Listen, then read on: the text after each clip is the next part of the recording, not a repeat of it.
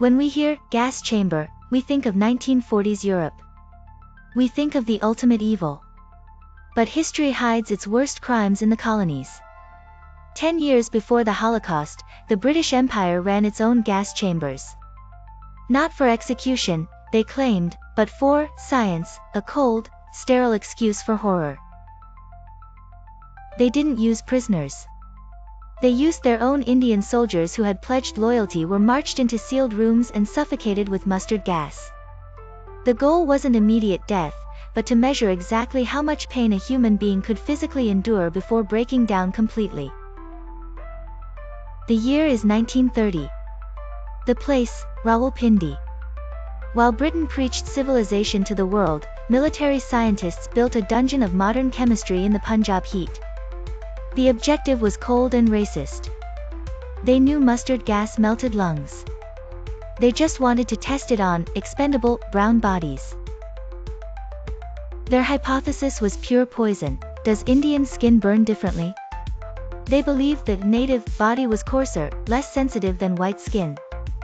To prove this, they needed fresh meat. In the British Raj, Indian bodies were the cheapest biological resource available to the military machine. For 10 years, hundreds of sepoys were herded into these chambers. Official reports call them volunteers. But in a colonial army, when a white officer commands you to step forward, there is no choice. It is coercion disguised as duty. They were prisoners of rank, sacrificed for the empire. British scientists stood safely behind thick glass, adjusting masks. Inside, Indian men were ordered to strip. They were not soldiers protecting a realm, they were lab rats. They were told to wear only shorts and open cotton shirts to maximize the skin exposure to the burning, toxic vapors. The gas was pumped in. It wasn't a puff, it was saturation. The air turned heavy with the scent of garlic and death. The goal was to find the casualty-producing threshold. They needed to know exactly when a man would break so they could calculate the financial cost of war in the tropics. Reports from the archives are chilling. They describe men screaming as gas hit the moisture in their eyes, swelling them shut. They describe soldiers banging on doors, pleading for air. The observers simply checked their watches, waiting for the time to elapse while noting down the screams. The gas hunted for moisture.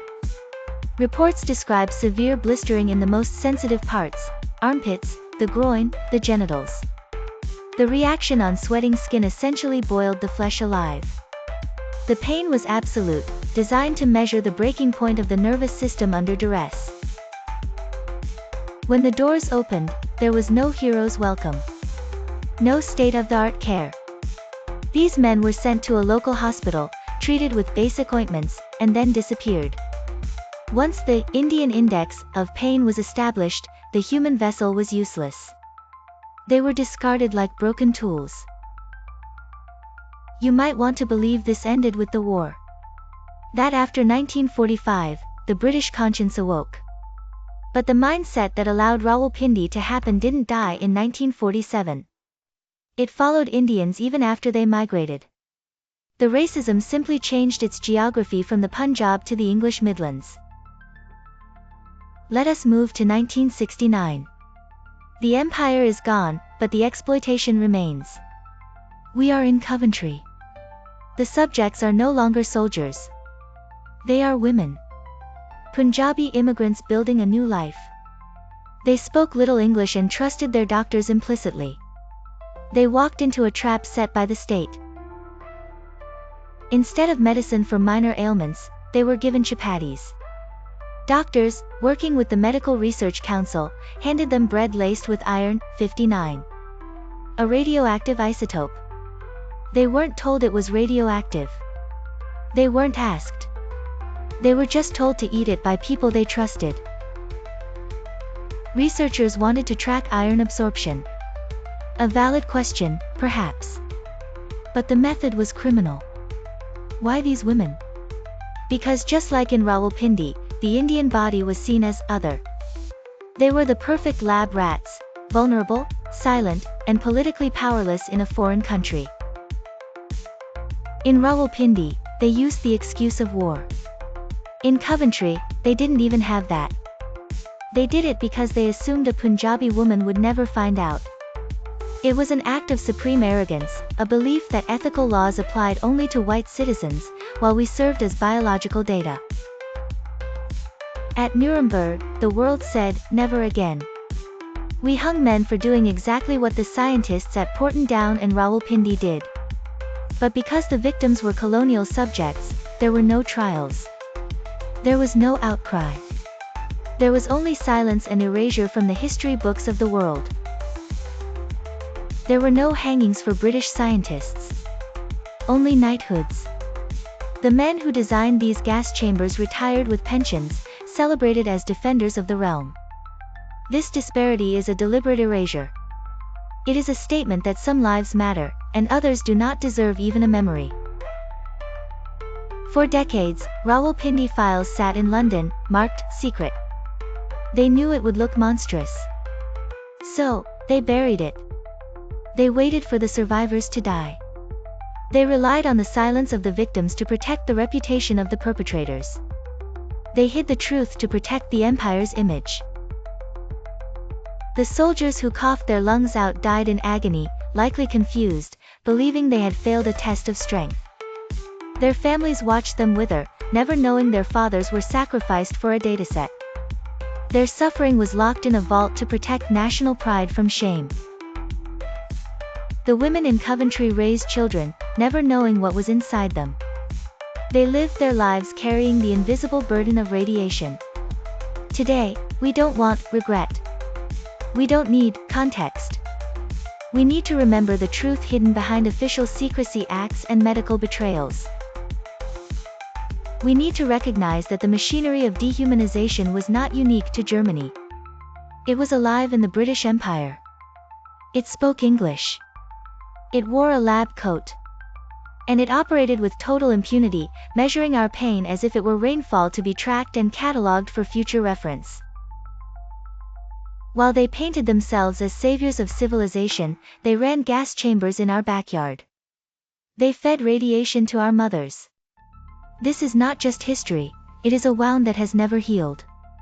It is a crime that has never been paid for. It is a ghost that still haunts the archives today. Think of the irony. They called Indians savages while boiling their skin. They called them backward while they used advanced chemistry to torture.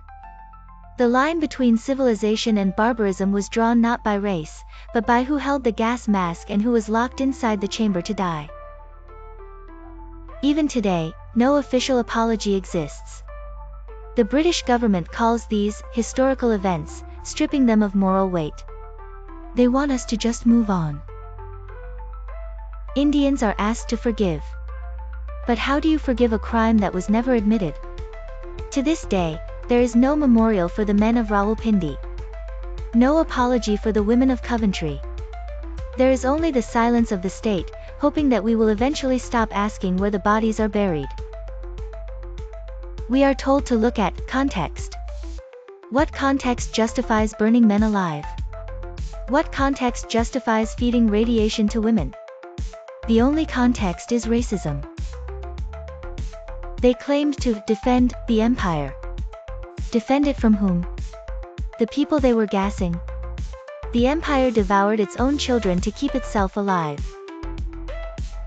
Today, we don't need their regret. We need to remember. We must etch Rawalpindi alongside every other site of human atrocity. It belongs in the Hall of Shame. Remember the unnamed soldiers. The men who walked into those chambers and were broken. Their bodies bore the scars of an empire that viewed them as trash. History is written by the victors. But the truth is written in the burns.